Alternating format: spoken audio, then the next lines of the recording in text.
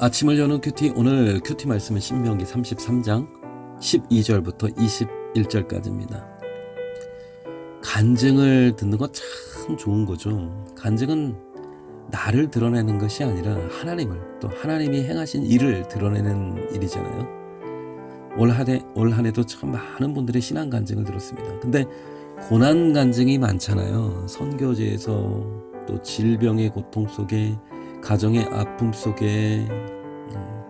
근데 간증을 처음에 듣다 보면 얼마나 힘들었을까, 얼마나 무서웠을까, 얼마나 아팠을까, 그런 생각을 하게 되는데요. 계속 듣다 보면 하나님이 도우시고 믿음으로 결단하고 승리하고 은혜를 깨닫고 기적을 간증하고, 듣다 보면 제 생각이 바뀌는 거예요. 와, 저분은 참 복이 있으시다. 얼마나 행복할까. 삶이 변화되고 기적을 체험하고 하나님의 큰 사랑을 받고 또 선한 열매를 맺고, 와, 부럽다. 야, 얼마나 행복할까. 그러면서 한 가지 깨닫는 건요, 인간의 죄는 불행과 저주를 만들지만 하나님은 항상 은혜와 축복을 주시는 분이시라는 겁니다. 그 하나님의 은혜와 축복을 항상 누리는 저와 여러분 되기를 바랍니다. 은혜의 주님, 오늘 첫 시간 주님께 드립니다. 말씀과 찬양 기도로서 나의 마음을 새롭게 하시고 오늘 하루 나의 삶의 예배를 받아 주시옵소서. 모세는 계속해서 12지파를 축복합니다. 베냐민, 요셉, 스불론, 이사갈, 갓 자손에게도 축복합니다. 오늘은 먼저 베냐민 지파를 축복하는데요. 베냐민은 12번째 막내 아들인데요. 뭐라고 축복하시냐면 여호와의 사랑을 입은 자. 좋죠. 그 곁에 안전히 살리로다. 저와 여러분에게도 이런 은혜가 있기를 바랍니다. 하나님의 사랑을 입은 자. 그 곁에서 평안과 안식을 누리는 자. 그런 자 되기를 바랍니다. 이 축복의 말씀 속에 제 이름을 한번 넣어서 읽어보고 싶은데요.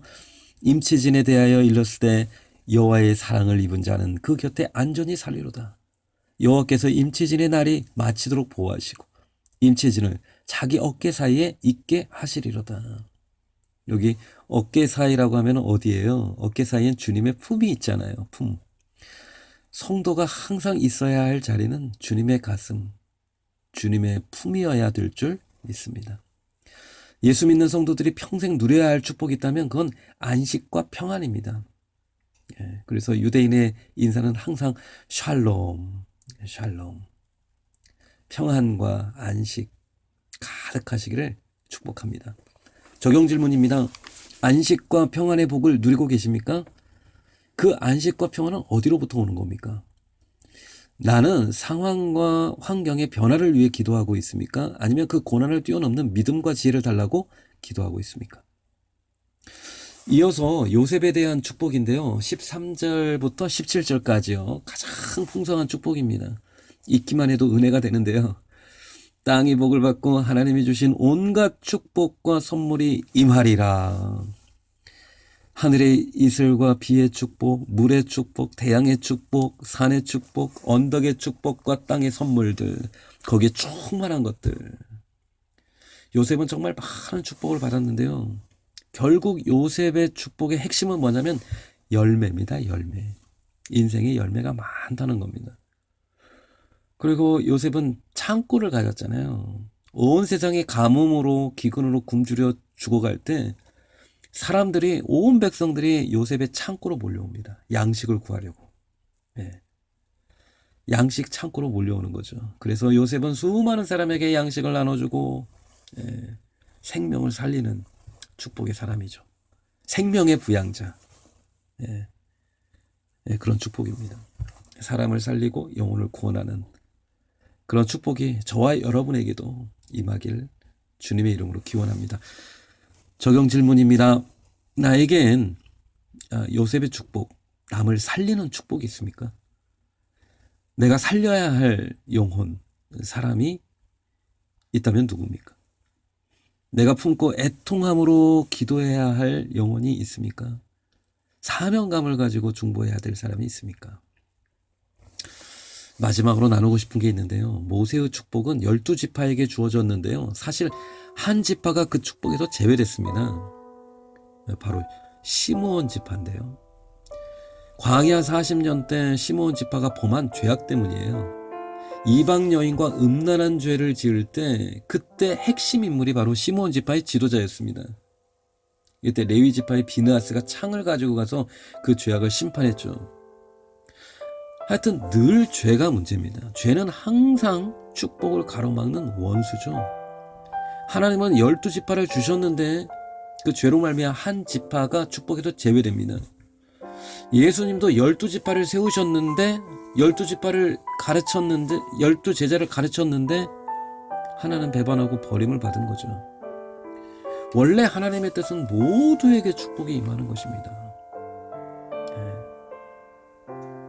그래서요, 하나님의 관심은 늘 항상 잃어버린 영혼입니다. 99마리를 놔두고 한 마리 양을 찾으러 가시는 분이 하나님이시고, 하나님은 자기를 버리고 떠난 탕자를 오랫동안 기다립니다. 11지파만 축복을 받았는데요. 시므온이 축복에서 제외됐잖아요. 그렇다면 11지파에게는 하나님의 사명이 있는 겁니다. 그 사명은 뭔가?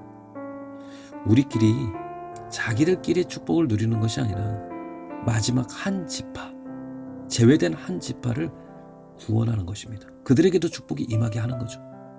우리는 11지파에 속한 백성으로서 잃어버린 한 마리의 양을 찾아서 12이 되도록 하는 것이 우리의 사명인 줄 믿습니다.